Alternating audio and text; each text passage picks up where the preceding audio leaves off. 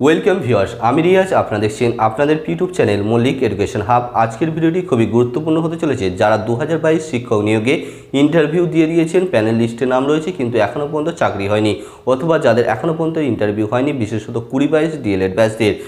এছাড়া স্টেট লেভেলের first phase counselling শেষ হয়েছে। এরপর পর্ষদ চেয়েছিল সেকেন্ড ফেজের কাউন্সিলিং নোটিশ দিতে, কিন্তু পর্ষদ সেই নোটিশ না দিয়ে কাল 2022 ডিএলএড ব্যাচদের ইন্টারভিউ সংক্রান্ত নোটিশ প্রকাশ করেছে। কিন্তু হঠাৎ পর্ষদ সেই নোটিশ না দিয়ে 2022 ডিএলএড ব্যাচদের নোটিশ প্রকাশ করলে কেন? পর্ষদ কী চাইছে?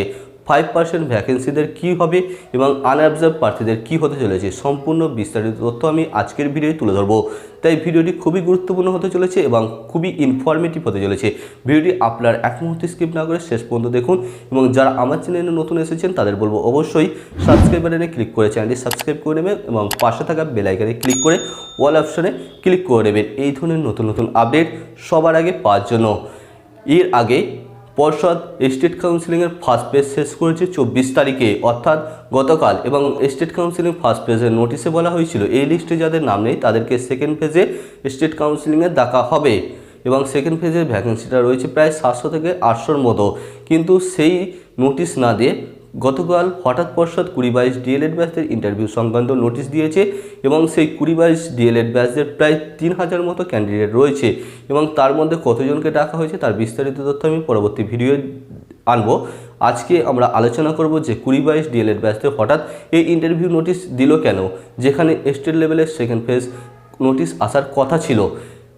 আসলে পর্ষদ পুঙ্খানুপুঙ্খানুভাবে সুপ্রিম কোর্টের আদেশ সম্পূর্ণরূপে পালন করছে। কারণ সুপ্রিম কোর্ট 29/1/2024 তারিখে একটি নির্দেশ দিয়েছিল পর্ষদকে যে 2022 যে সমস্ত ডিএলএড ব্যাচ রয়েছে সেই সমস্ত প্রার্থীদের যাদের ইন্টারভিউ হয়নি, প্রসঙ্গত বলে রাখি ইন্টারভিউ হয়নি এই কথা কেন বলছি, কারণ যখন ইন্টারভিউ ফর্ম ফিল আপ হয় 2022 শিক্ষক নিয়োগে, তখন বেশ কিছু 2022 প্রার্থী সেখানে সুযোগ পেয়েছিল এবং বেশ কিছু প্রার্থীর ইন্টারভিউ হয়ে গিয়েছিল।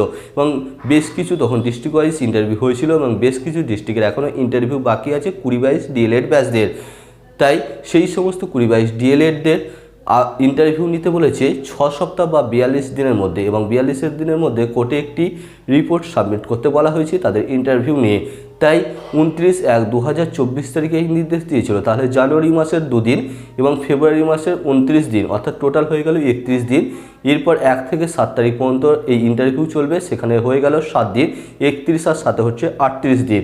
এরপর শুক্রবারটা পর্ষদ সময় পাচ্ছে তাদের যে মেরিট লিস্ট সেটা প্রকাশ করবে। শনি রবিবার ছুটি এবং সোমবারে পর্ষদ চাইছে কোর্টে সেই রিপোর্ট সাবমিট করতে। তাই তড়িঘড়ি পর্ষদ এই নোটিশ প্রকাশ করলো স্টেট লেভেলের কাউন্সিলিং ফেজ 2 না এনে। তাহলে স্টেট লেভেলের কাউন্সিলিংয়ে যে সেকেন্ড লিস্ট সেটা কবে প্রকাশিত হতে চলেছে, তার নোটিশ কবে আসতে চলেছে?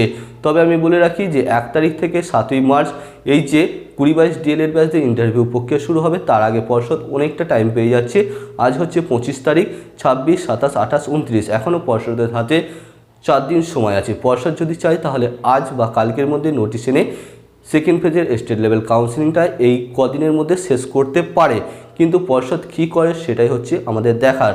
পর্ষদ যদি চায় সেটা করতে পারে, অথবা প্রত্যেক ডিপিএসসিতে তাদের লিস্ট প্রার্থীদের ডিপিএসসিতে কাউন্সিলিং করতে পারে যাদের সেকেন্ড ফেজের কাউন্সিলিংয়ে ডাকার কথা ছিল। এবং যে 2022 ডিএলএড ব্যাচদের ইন্টারভিউ নোটিশ দিল সেটা খুবই ভালো আনঅবজার্ভ প্রার্থীদের জন্য, কারণ এদের ইন্টারভিউ প্রক্রিয়া শেষ হলে তাদের প্রক্রিয়া শুরু হবে।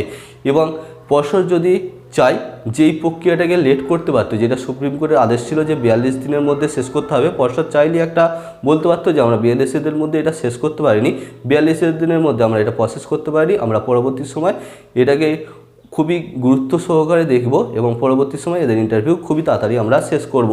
কিন্তু পর্ষদ সেটা না করে সুপ্রিম কোর্টের আদেশ মেনে আগে 2022 ডিএলএড ব্যাচদের ইন্টারভিউ শেষ করতে চাইছে। তারপর হয়তো পর্ষদ স্টেট লেভেল সেকেন্ড ফেজের কাউন্সিলিংয়ের নোটিশ আনতে চলেছে।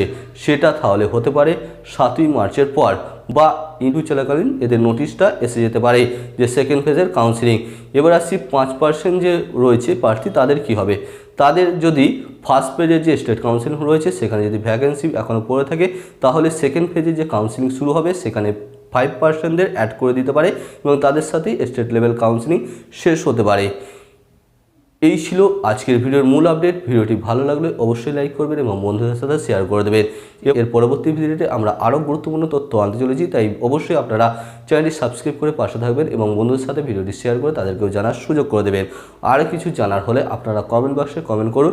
ভিডিওটি শেষ পর্যন্ত দেখার জন্য অসংখ্য ধন্যবাদ। Thanks for watching.